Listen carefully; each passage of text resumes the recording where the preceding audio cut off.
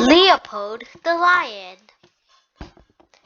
Jack and Ella were playing in the backyard when they heard a rustle and deep purr coming from the bushes. Shoving branches aside, they stared right into the eyes of a lion. What a pretty lion, said Ella. Lion sniffed Ella and then licked her with his long tongue. Ella giggled. Lion's amber eyes twinkled, and with a graceful leap, he landed on the trampoline.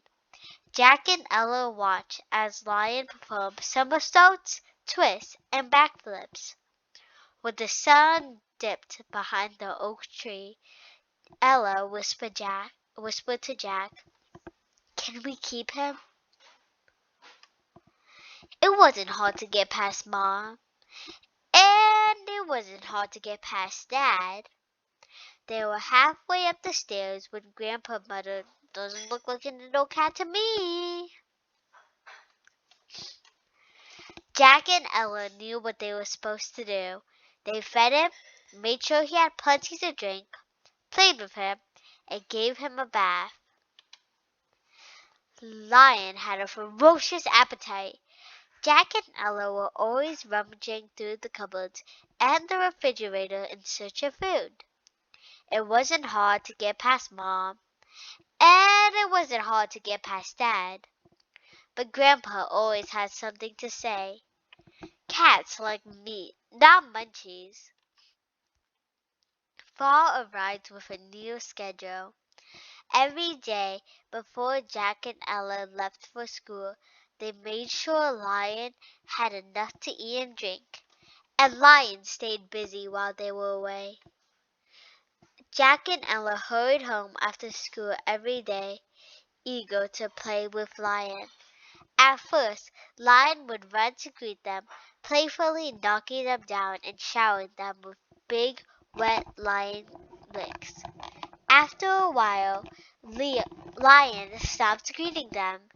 Ella missed Lion's kisses. One afternoon, when they returned from school, Grandpa handed them a piece of paper. "Found this in the mailbox today," he said. When they got to their room, they read it. "Lost Lion.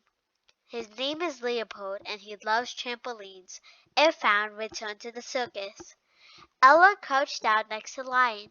She stared at the picture and then at Lion. "Leopold?" When Lion lifted his head, Ella noticed his fur was knotted and tangled, and the sparkle in his amber eyes was missing. The next morning, Jack and Ella prepared to take Lion back to the circus. It wasn't hard to get past Mom. It wasn't hard to get past Dad. But Grandpa was standing at the door. "Need a ride?" When they arrived at the circus, Jack and Ella had to pull and tug to get Lion out of the car. "Excuse me," Jack announced when they got inside. "We're here to return Leopold." The circus employees laughed. "That isn't Leopold," the trainer said, and to prove his point, he gave Leopold the signal to do a somersault. Leopold didn't budge. He held up a hoop and blew his whistle. Leopold just lay there. "This Lion is no performer," the trainer said. The other circus animals stared at Leopold. Leopold kept his head down.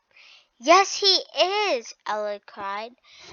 But she had to agree that Leopold didn't look like a performer. It was a quiet car ride home with Leopold. Finally, Grandpa spoke. "I think you know what you have to do."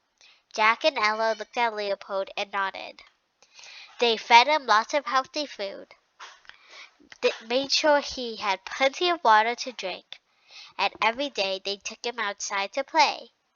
At first, Leopold didn't want to go, but Ella and Jack insisted. And when Jack and Ella were at school, Grandpa made sure Leopold didn't lie around all day. They had other things to do.